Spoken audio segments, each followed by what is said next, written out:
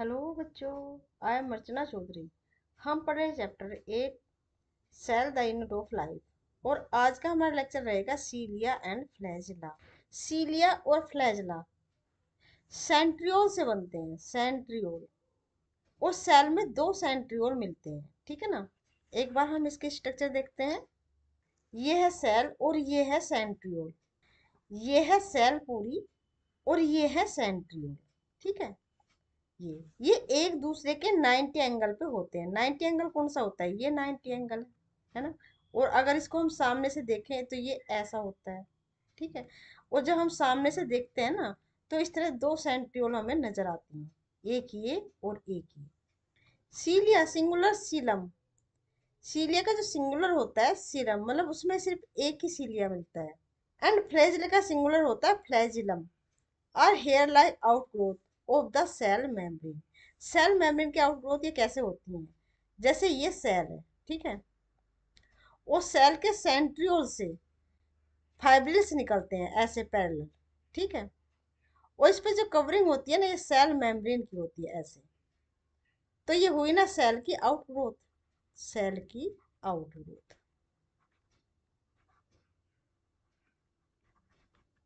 ठीक है। Cilia are small structure which work like ओम। जो सीलिया होते हैं ना, वो स्मॉल होते हैं देन द फ्लैजिला, और ये संख्या में ज्यादा होते हैं। और सभी सीलिया एक ही डायरेक्शन में मूव करते हैं। जैसे अगर ऐसे कर रहे हैं ना, ऐसे, तो ये बन गया ना और टाइप। जैसे बोट की पतवार होती है ना, एक तरफ ही उसका मूवमेंट होता है और जो बोट है वो आगे चलती है। इसी तरह सीलिया का जो मूवमेंट होता है ना, वो भी सब एक ही डायरेक्शन में होता है। सीलिया प्रोकैरियोट से मिलते हैं। और जो सीलिया है ना, रेस्पिरेटरी ट्रैक्ट में भी मिलता है, ह्यूमन के रेस्पिरेटरी ट्रैक्ट में भी मिलता है। क्योंकि एक तरफ ऐसे मूवमेंट होता है, तो जो म्यूकस होता है ना, वो आगे की तरफ उसको धकेलता है। कोचिंग द मूवमेंट ऑफ इधर द सेल और द सराउंडिंग फ्लूइड। एनसीईआरटी बता रही है कि जब सीलिया का मूवमेंट होता है, तो इसकी वजह से या तो सेल में मूवमेंट होता है या सराउंडिंग फ्लूइड में मूवमेंट होता है। ये बात हो रही है यूकैरियोटिक सेल की, ठीक है ना। जो यूकैरियोटिक एनिमल्स होते हैं, उसमें जो सीलिया है, उनमें सीलिया का काम होता है, जो साइटोप्लाज्मिक फ्लूइड होता है उसके मूवमेंट में होता है, ठीक है। जो सीलिया है ना, ये ओविडक्ट या फिलोपियन ट्यूब में भी मिलते हैं। जैसे ये ओवरी है, तो ओवरी से जो ट्यूब लाइक स्ट्रक्चर निकलती है ना ऐसे, उसे फ्लोपियन ट्यूब या ओविडक्ट बोलते हैं। दो ओवरी होती है ना ह्यूमन बीइंग में, तो इस तरह से फ्लोपियन ट्यूब। और जो यहाँ पे जो है, ये सीलिया लाइक स्ट्रक्चर मिलती है, जो ओवा को एक तरफ पुश करती है, ठीक है ना। तो flagellum are comparatively longer and responsive for the cell movement. जबकि जो फ्लैजिला होता है ना, वो सीलिया से लोंगर होता है और ये मूवमेंट में काम करता है, मतलब लोकोमोशन में। जो प्रोकैरियोट होते हैं, उनके लोकोमोशन में काम करता है फ्लैजिला, जैसे पैरामीशियम है। और सीलिया जो है ना, वो यूकैरियोट्स में नहीं मिलते हैं। फ्लैजिला स्पर्म में मिलते हैं, ह्यूमन स्पर्म में भी फ्लैजिला मिलते हैं। और इन फ्लैजिला की वजह से स्पर्म मूवमेंट करता है, ठीक है ना। The prokaryotic bacteria also possess flagella, but these are structurally different from that of the eukaryotic flagella. मतलब दोनों की स्ट्रक्चर में असमानता होती है, प्रोकैरियोटिक बैक्टीरिया में और यूकैरियोटिक जो फ्लैजिला है उसके स्ट्रक्चर में अंतर होता है। जो प्रोकैरियोटिक फ्लैजिला होता है उसका अरेंजमेंट होता है 1+0, जबकि जो यूकैरियोटिक फ्लैजिला होता है उसका अरेंजमेंट होता है 9+2। ये प्रोटीन की एक स्ट्रक्चर मिलती है, एक रिंग लाइक स्ट्रक्चर बनती है, जो पूरे एक रिंग बनाती है और बीच में होलो होता है, ठीक है। तो ये तो होता है प्रोकैरियोटिक फ्लैजिला, जबकि 9+2 के अरेंजमेंट होता है यूकैरियोटिक फ्लैजिला। मतलब जो प्रोटीन है ना, वो इस तरह से डुप्लेट के रूप में, उसमें 9 रिंग लाइक स्ट्रक्चर ऐसे मिलती है, 9 होती है ये, ठीक है। 9 होती है और बीच में भी दो प्रोटीन के फाइबर अटैच होते हैं, ठीक है ना। इस तरह इसका अरेंजमेंट हो जाता है 9+2। मतलब ये स्ट्रक्चरली डिफरेंट होते हैं, प्रोकैरियोट और यूकैरियोटिक फ्लैजिला जो है ये स्ट्रक्चरली डिफरेंट होते हैं। ये एक डायग्राम दे रखा है एनसीईआरटी में, देखो ये प्रोटीन के फाइब्रिल होते हैं जो डुप्लेट होते हैं, मतलब दो के पेयर में होते हैं, एक पेयर में होते हैं। ये 9+2 का अरेंजमेंट है, 9+2। ये जो 9 है, 1 2 3 4 5 6 7 8 9, ये प्रोटीन के फाइब्रिल होते हैं जो डुप्लेट के स्ट्रक्चर में होते हैं। ये होते हैं डुप्लेट।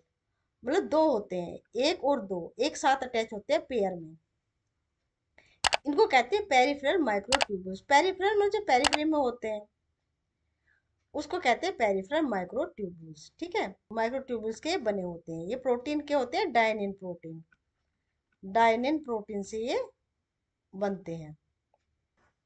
और सेंटर में भी दो होते हैं, सेंट्रल माइक्रोट्यूबुल्स, ये भी दो के रूप में ही मिलते हैं। ठीक है ना, प्रोटीन के ये फाइब्रिल होते हैं।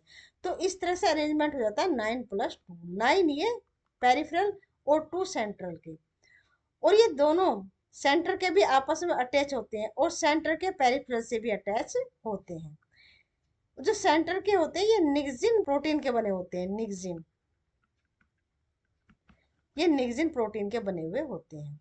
तो इसको बोलते हैं 9+2 अरेंजमेंट। ठीक है। और सीलिया और फ्लैजिला इनकी स्ट्रक्चर समान ही होती है, लेकिन ये प्रोकैरियोट और यूकैरियोट में दोनों में अंतर होता है। मतलब प्रोकैरियोट फ्लैजिला और यूकैरियोट फ्लैजिला दोनों में अंतर जरूर होता है स्ट्रक्चरली, लेकिन जैसे यूकैरियोटिक फ्लैजिला और सीलिया है, लेकिन यूकैरियोटिक फ्लैजिला और सीलिया दोनों समान होते हैं। ठीक है। Electron microscopic study of a cilium और the flagellum show that they are covered with plasma membrane. ये बताया अभी, प्लाज्मा मेम्ब्रेन से अटैच होते हैं। जैसे ये सेल है और सेल से ये प्लाज्मा मेम्ब्रेन की आउट ग्रोथ होती है और सेंट्रियोल से निकलते हैं ऐसे पैरेलल माइक्रोफाइब्रिल। ठीक है। ये 9 के ऐसे ऐसे जो है 9 के रूप में अटैच होते हैं, अभी देखा है ना, अभी देखा था।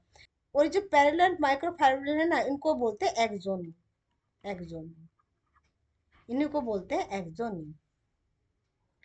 There core called the axoneme, core मतलब बीच का हिस्सा।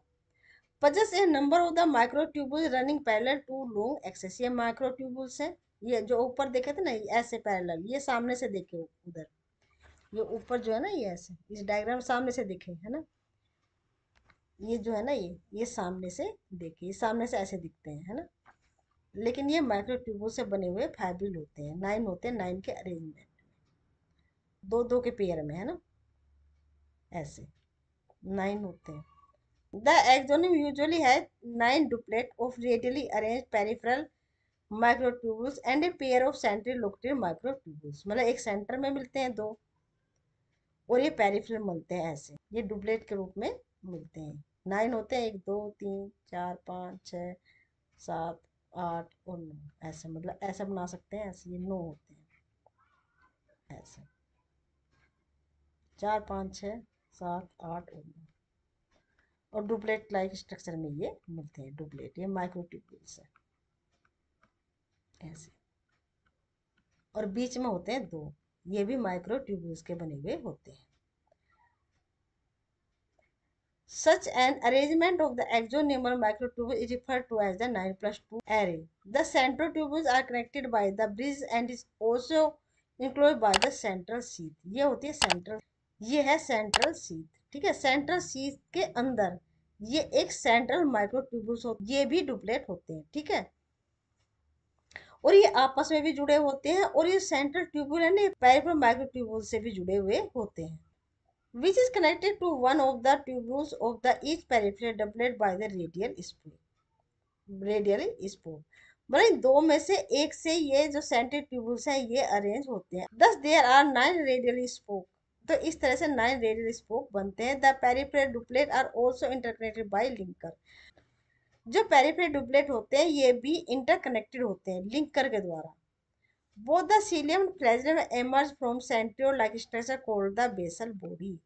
तो ये जो फ्लैजिला और सीलिया है ना, ये सेंट्रियोल से बनते हैं, और जब सेंट्रियोल फ्लैजिला या सीलियम बनाती है तो तब उसको बेसल बॉडी या बेली ब्लास्ट या बेसल ग्रेन्यूल्स बोलते हैं। ठीक है,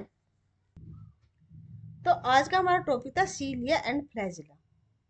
सीलिया और फ्लैजिला दोनों में अरेंजमेंट मिलता है 9+2 का, जबकि प्रोकैरियोटिक फ्लैजिला में जो अरेंजमेंट होता है वो होता है 1+0 का।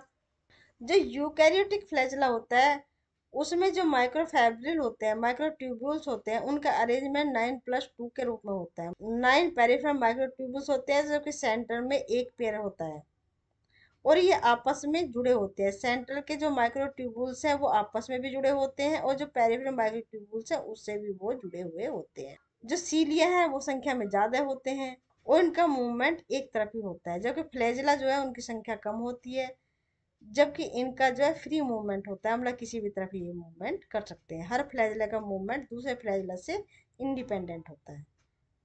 ठीक है बच्चों, तो ये था आज का टॉपिक। अगर आपको वीडियो पसंद आई है तो चैनल को लाइक शेयर सब्सक्राइब जरूर करें। ये मेरा न्यू चैनल है, सब्सक्राइब करना बिल्कुल ना भूलें। थैंक यू बच्चों।